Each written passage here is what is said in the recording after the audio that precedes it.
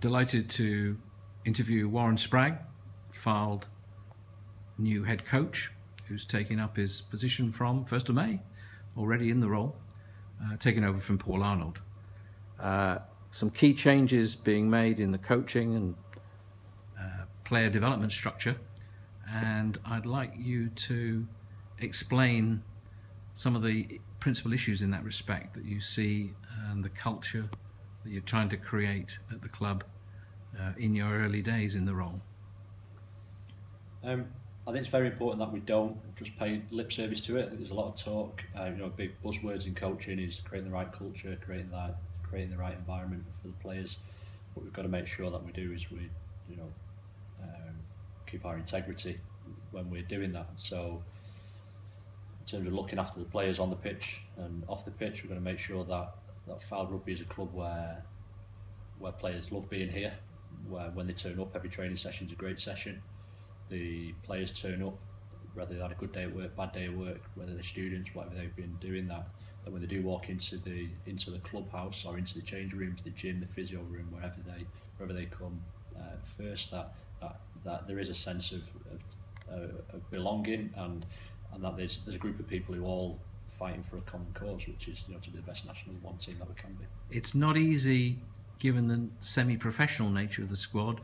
Players come from all over the place around the northwest and so on, so that must be a particular constraint on you and raises it even more important how you build team spirit. Travel's always difficult, but everyone every club in the country faces their own issues in terms of travel, so it's not something where we're any worse off than anywhere else. It's about if we can make it so good that the players want to run out of work at 5 o'clock to get down to the club because they know training is going to be really good and they're going to be with a group of players who are pushing each other to be the best they possibly can be, then we'll be on the right track to be able to perform at the level we want to be. Even recruiting people like Simon Griffiths, 300 miles round trip to get here from Anglesey. For 6 seasons he's done that before moving on. And that must be the kind of ultimate compliment to the club and to the kind of culture you're trying to create. Yeah, Griff's a special character. He's absolutely put everything into the club, and it's a shame that we've lost him. But at some point, that does have to come to an end. That is some round trip. But in reality, if players are driving an hour or an hour and a half to training at most, I think it's realistic that they can do Tuesday, Thursday, Saturday, week in, week out, and really commit to it, providing the experience is good enough every time. Final question. I mean, clearly, some senior players are leaving, have left. Player recruitment is obviously going to be on your agenda. Just a few words about the early days in that respect.